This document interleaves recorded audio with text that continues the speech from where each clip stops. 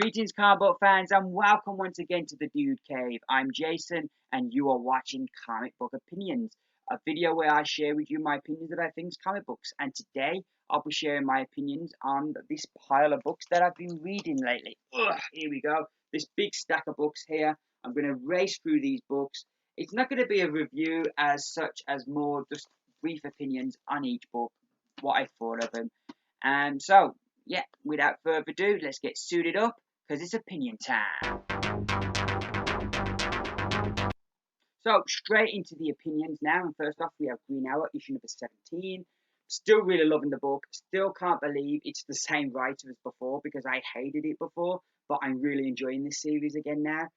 Green Hour has been like my favourite character since I was a teenager, and this book is just a joy.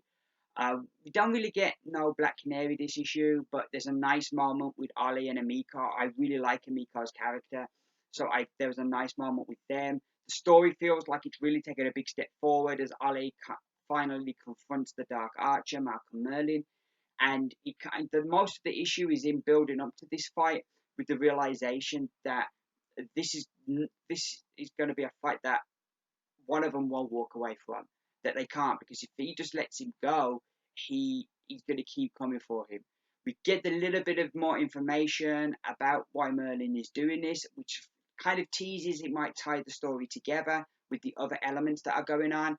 And there's a real shock conclusion that I'm really looking forward to getting answers to the next issue. But yeah, this was another enjoyable read. Next up, we have The Wildstorm, issue number 1, written by Warren Ellis with art by John Davis Hunt. This, though some of the Wildstorm characters have been used in the New 52, this is kicking them off in their own universe, so it's kicking everything off from scratch. And one thing I felt reading the book is I felt this is going to read even better in 12 months' time when we've got more of the story and we go back to read this and we see how much Ellis was laying out there in that first issue. Because I felt it wasn't an issue that blew me away. I enjoyed it immensely, but there were some bits that I felt are going to make more sense later on. I think it's going to read better as part of a whole than a single issue. In saying that, though, I'm hooked. I really enjoyed it. I love all the kind of conspiracy kind of theory stuff, and the book definitely gets off to a good start, and I'm definitely along for the ride. So next up, we have Savage, issue number 4, which is the conclusion of the series. I love how Valiant books are 4 issues long, their arcs. There's never a wasted issue, and the story moves along at a nice pace. So this story, we have at last our little Savage comes face to face with the gang that murdered his mother, and and he has one way to get off the island, but he has to kind of kill the one responsible for his mother's death. So that is like an intriguing kind of deal. The art once again was tremendous, and the series has been really enjoyable. And it ends on a kind of a cliffhanger. So I gather they're going to bring Savage back, whether it's in his own book or whether it's in another character's book he's going to turn up in. But he definitely set it up for him to come back. We have Mighty Thor, issue number 16. We continue the Asgard Shi'ar war, and we get the reveal of why all the Shi'ar are after Thor, and it's to do with the Shi'ar gods who kind of want to prove their godhood by eliminating Thor. We get a return of a character from God of Thunder, which was really cool to see. And this series, to me, I'm still enjoying it, but it just feels to me like it's beginning to wrap up. It kind of to the end of Jane Foster's story as Thor. I'm reading it wrong, but that's how when I read this, because you've got the ultimatum with she's going to get thrown off the council as Jane Foster because she's never there, and they think it's because of the cancer, but in actual fact, it's usually because she's been Thor. So it's it definitely feels like he's either building to something or it could be kind of coming to the end of Jane's run as Thor.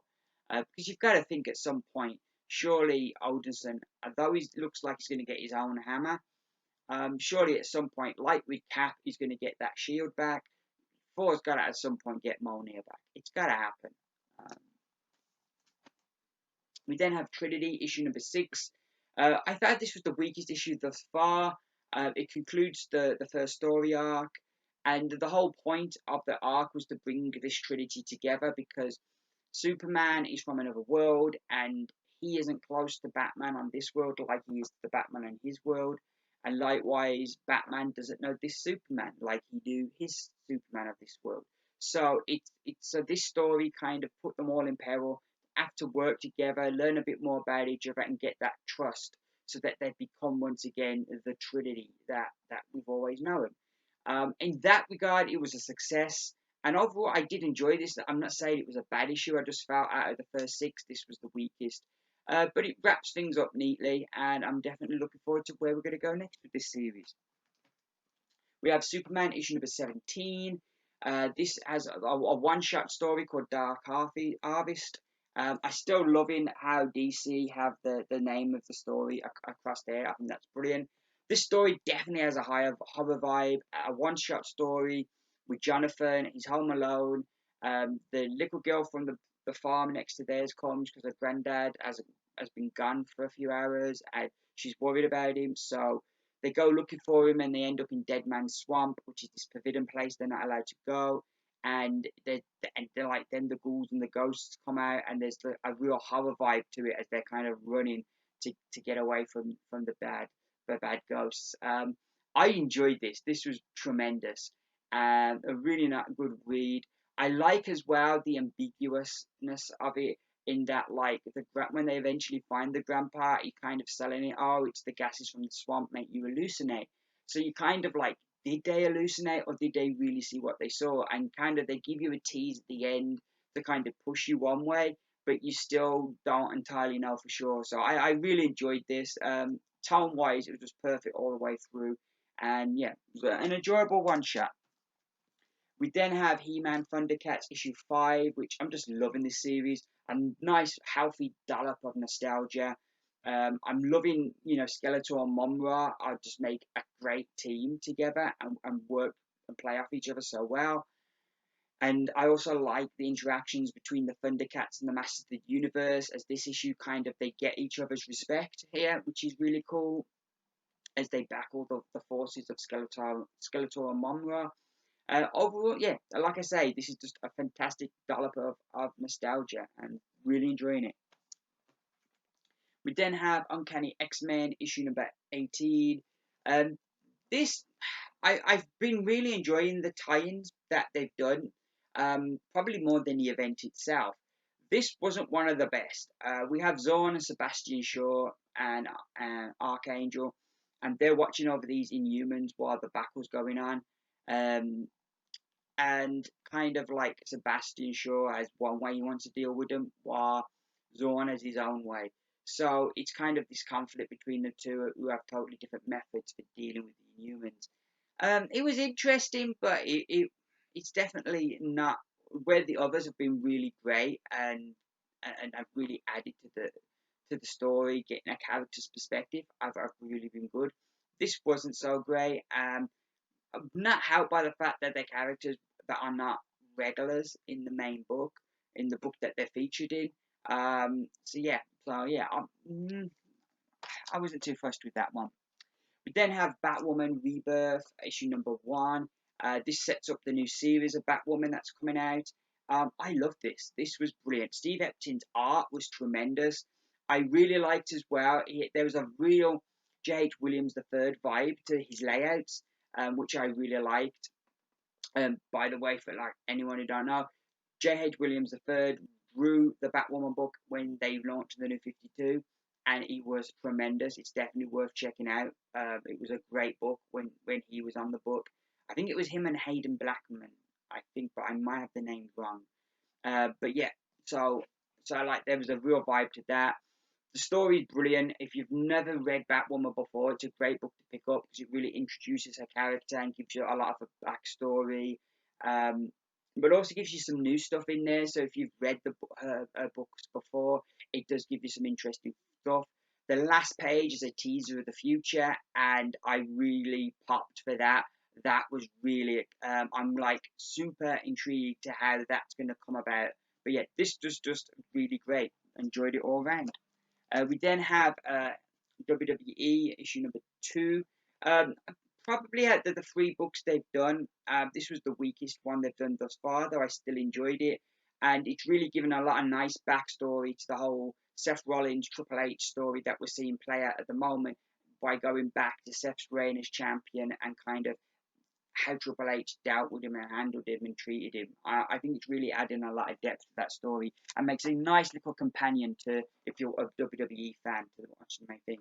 We have Titans issue number 8, which this kicks off in a brand new story, and it reintroduces a character that was featured in Titans Hunt. So if you enjoyed Titans Hunt, this is a book that's probably well worth picking up. I'm still really liking this. Love the characters and the interactions between them. And yeah, it was good stuff. And we have all new Wolverine issue number 17. And this issue, X-23's sister tries to help her come to terms with the fact that she has this scent that makes her go into this like real feral mode of just blind killing and blind rage. And her sister's trying to help her uh, come to terms with that, so she brings in Jean Grey to kind of help get in her head and kind of shut this down. So yeah, I'm loving this. I love Laura as Wolverine, and it's something that I've just really have enjoyed, and I hope they keep her like this for a long time because I like her character and I really like what they've done with her character over the past few years. So I'm enjoying that series. We have Superwoman issue number 7. Um, this concludes the current story and kind of sets up where we're going next. And I'm hoping that we're going to get answers into what's going on with Ghost Lois, what's going on um, with Superwoman herself. So hopefully we'll get more answers next issue. But this wraps things up nicely for that first story. We have New Superman issue number 8. This is probably one of the most underrated books right now.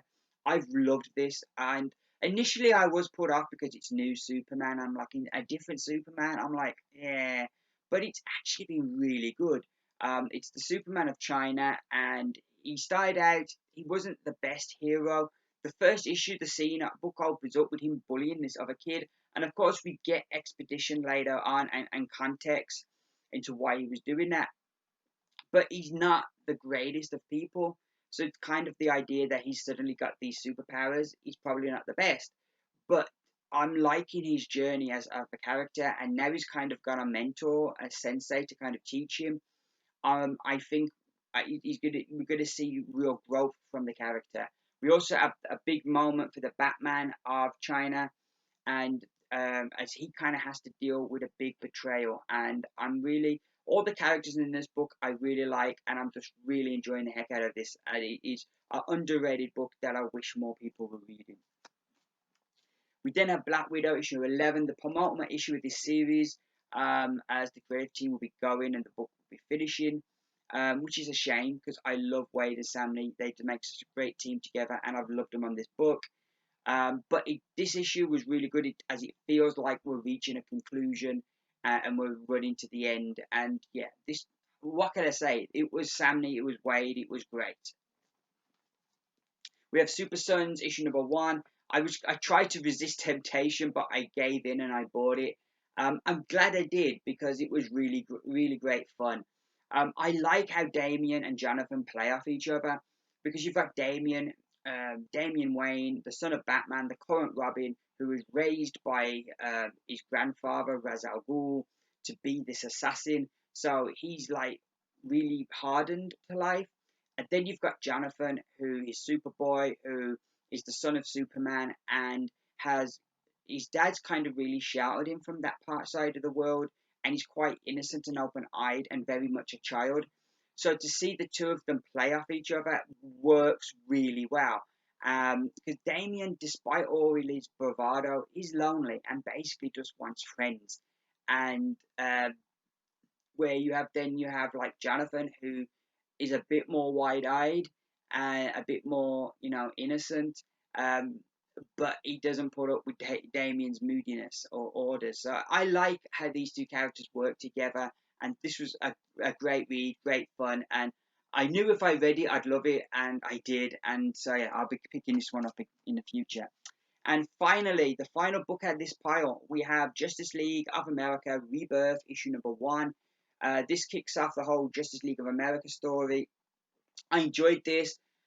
Though some of the characters, like Lobo, I'm not a fan of. I like his story, the whole idea that he's been kicked out of heaven, kicked out of hell, so he can't die. I like that idea of that story. I don't know if it's still the same in the New 52. That was like the previous continuity. I don't know if it's still the same here. But I was never a fan of his character though. But then we've got, and the Atom, I was hoping it was going to be Ray Palmer, and it's not. The Ray, I don't really know. But then we've got Black Canary and Batman, who I like. Killer Frost, who I'm curious about, and Vixen I like as well. So it's not all bad lineup. And I enjoyed this. It sets the series up nice, brings them together nicely as Batman putting the team. There's a reason why he's putting this team together as well. My only gripe would be that they talk about in the book that they're putting the team together because, and it's got can't be gods, it's got to be humans because we've got to show everyone can be heroes. And they kind of hint to something that went on with the whole Justice League versus Suicide Squad story, but I didn't read that story, and I kind of felt I would have liked a bit of explanation into why they can't be gods. Now, it doesn't have to be a paragraph; it could be one line, but just something more than they can't be gods. Why can't they be gods? What happened in that story that means it can't be gods? So yeah, that was my only gripe. Otherwise, I thought this sets up the series really well and made me want to pick the first issue of the series up. So yeah, it was a success overall. So those are my books all read. That I've read, my opinions on them. I will be back tomorrow with some more opinions on the books I've been reading lately as I get through this backlog of books I've got. Thank you very much for watching. I greatly appreciate it.